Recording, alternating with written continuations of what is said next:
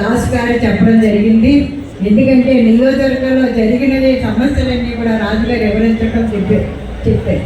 ఎందుకంటే మనం అందరం కూడా 2023లో జనసేన టికెట్ నేను ఉన్నా లేకపోయినా వాళ్ళ భార్యాభర్తలు ఇద్దరు ఉండి నియోజకవర్గాన్ని ముందుకు నడిపిస్తారని చెప్పడంలో ప్రతి వారికి కూడా ఓటేయడానికి వాళ్ళకందరికీ కూడా చెప్పి ఓటేయించి జనసేనకి 72,000 మెజార్టీతో మనం తీసుకొచ్చాం. ఎందుకంటే పిఠాపురం నియోజకవర్గంలో మన జనసేన గౌరవనీయులు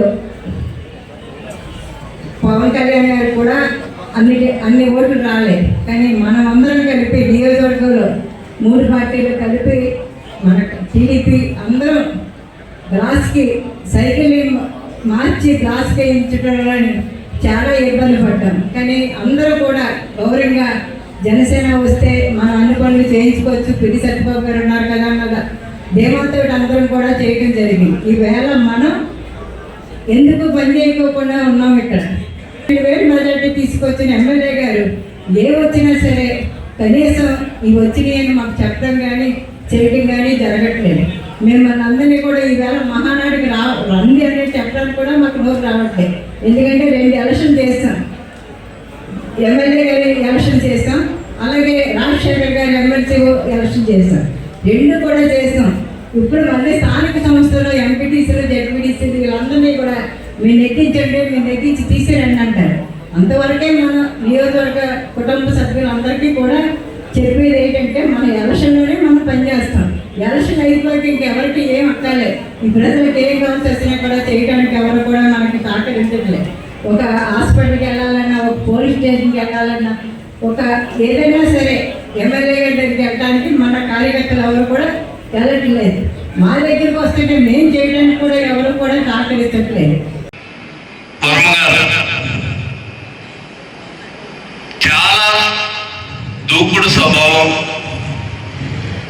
చాలా అగ్రెసివ్గా ఉంటూ నిర్మోహమాటంగా కొండబద్దలు పెట్టినట్టు మాట్లాడతాడని ఇక్కడ కాదు, రాష్ట్ర పార్టీ ఆఫీసులో కూడా వాళ్ళు అనుకునే నానుడు అది, అధికారులలో కూడా అనుకునే నానుడు అది. లో ఆయన స్థానం నిలబెట్టుకోవడానికి కానీ, మీ గుండెల్లో మనసు గెలవడానికి కానీ ఆయన ప్రయత్నం ఉండేది. క్రమేపీ ఆయన ఏ విధంగా అయిపోయారంటే మీ అందరి మనసులో చిరస్థాయిగా ముద్ర వేసుకుని వరమ లేకపోతే పిఠాపురం నియోజకవర్గం లేదు అన్న స్థాయికి వెళ్ళిపోవడం వల్ల ఆయన్ని నమ్ముకుని వేలాది కుటుంబాలు ఉండడం వల్ల ఈరోజు ఆయన అంత సైలెంట్గా ఉండడం జరుగుతుంది. అది కూడా మీరు ఆలోచించండి. చాలా మండోడు అనుకుంటే ఖచ్చితంగా గోల్ రీచ్ చేయి సాధించగల సత్తా ఉన్నవాడు వర్మ. సాధించి తీరుతారు అతి తొందరలోనే. ఇందా నవీన్ బాబు మాట్లాడుతూ పిఠాపురం నియోజకవర్గాన్ని ప్రత్యేక దృష్టితో చూడండి, పిఠాపురాన్ని ప్రత్యేకంగా చూడండి, ప్రత్యేకంగా చూడండి అంటున్నాడు. కానీ ఈరోజు చూసుకుంటే కాకినాడ పార్లమెంట్లోనే తెలుగుదేశం పార్టీ ఉనికిని కోయకపోయే పరిస్థితికి రోజు రోజుకి దగ్గర జారిపోతుంది అనడానికి ఏ విధమైన అపోహ అక్కర్లేదు.